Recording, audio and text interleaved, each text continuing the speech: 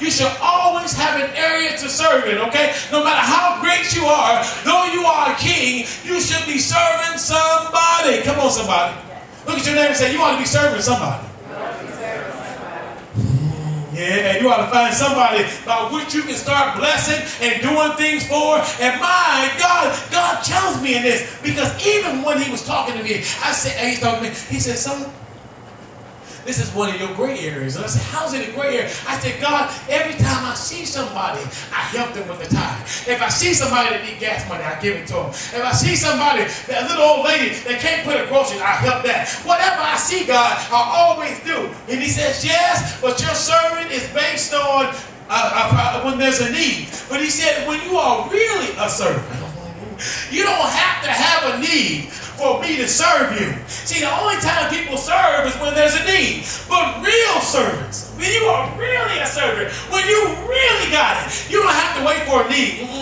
You'll serve anyway, because that's who you are. That's who you are. That's in your being. Jesus didn't wait. The disciples didn't say my feet are dirty. He said, I'm going to do it anyway, because that's who I am.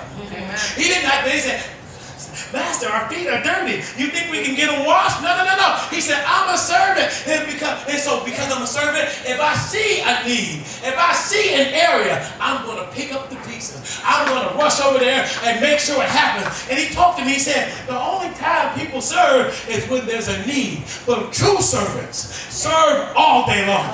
They don't wait until something happens for them to do it. They do it because that's who they are. And that's what marveled me, because I've always helped.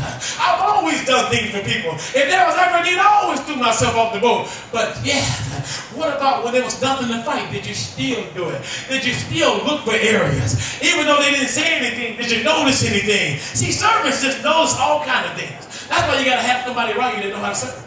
Because they just see stuff and nobody else don't see it. A real servant will come in here and see linen all over the carpet. Other people walk in and praise God. You see what I'm saying? A real servant would notice. They have an eye for stuff. They can just see stuff that other people don't see because it's in them. It's the core of their being. And they don't have to need a situation to come into it. They can just walk into it. They can just come right into it. The grace of God, you be looking like, wow, I didn't even tell him to do that. I didn't even tell her to do that. She just knew somehow. Why?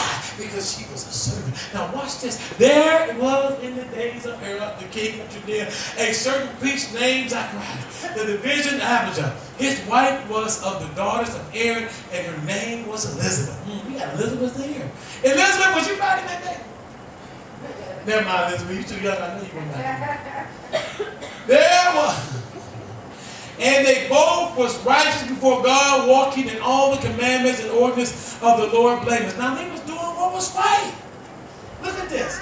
Walking in all the commandments. Come on, somebody. All of them. Now I might get 8. Maybe 7. But to get all of them, you know you're a bad mama jumper. Amen? And ordinances of the Lord blameless. Go down into that. But they had some problems. Now, this baffles me, because I am convinced that no matter how long you live, there will always be reserved trouble in your life. I'm telling you, God sets it up so you have reserved trouble. That means that you will never get out of trouble. There will always be something going on in your life, reserved trouble. Because they were blameless. They followed all the commandments and the orders, yet they still had no child. My God. Elizabeth still was barren. My God. They both still was old, no matter what was going on. Yet they had this need. And so I'm going to take you down. So don't be fighting trouble, because God's going to reserve some trouble. You know why he's going to reserve it? Because trouble is an usher to keep you serving. Come on, somebody. Every time trouble comes, it pushes you in an area to begin serving something or somebody. Come on, somebody. It keeps you humble. Trouble keeps you humble. It keeps your face to the ground so you can continue to serve somebody else. Come on, somebody. So go down. So it was that while he was... Excuse me? What did he say? Let's read it again. So it was that while he was what? Serving. Oh, why did they mention that? That's important information. While he was serving, let's see what happened, right? As a priest before God in the order of the division. So he wasn't lazy, was he? No. He wasn't laying around in the bed on Sunday, was he? No. You know how we do it on Sunday. Alarm clock go off, like, oh. No. no, folks, he wasn't lazy. This man was serving. My God. I love to see men serve anyway. But go ahead and go down into 9. According to the customs of the priesthood, his flock fell to be burned in incense when he went into the temple of the Lord. Go down. And the whole multitude of the people was praying outside at the hour of the incense. Continue. Then an angel of the Lord appeared to him standing on the right side of the altar. Now, suppose he had not been serving that Sunday. Suppose he would have laid in and didn't serve. He would have missed the angel of the Lord. Come on, somebody. See, serving is important because you don't understand that when you start serving, angels just show up. Things just show up. When you start getting into servanthood, God says, oh, now you want to be great, huh? Oh, now you want to be first? Start serving. If he sees you serve, you'll look around and the angels just showing up. Things just showing up. This man had needs, and out of nowhere, because he was serving on that day, what happened? The angel just showed up. Hey, how you doing? Can I talk to you for a minute? Don't you need some kids? I realize you're up in age and your wife, she's tripping by now. She's tripping by now, you know what I'm saying? See, y'all want me. That's like, okay, in modern day language, that's what she did. She tripped. Oh, Lord. Come on. It's just like, okay, let me go back to the day. She ain't tripping. What's the old word? She was having a fit. Okay. Having a fit. Then angel of the Lord appeared to him standing on the right side of the altar. This just continued. 12. Going to him.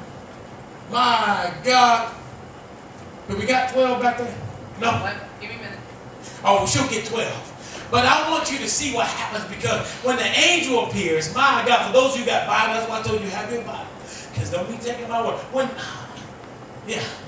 When Zacharias saw him, he was troubled and fear fell upon him. Can we go further? Can we get into further? Because I want you to, as the angel appeared, he gave him a word. But the angel said to him, fear not, Zacharias, for thy prayer is heard, and thy wife within shall bear thee son, and thou shalt be called. Let me stop right there. Now he gets what he wants out of serving.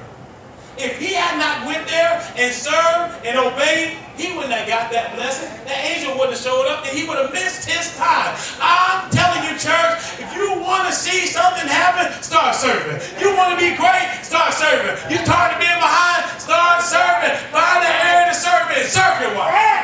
Serve your wife. I'm telling you, serve somebody, and you ain't got to even like them to really get served.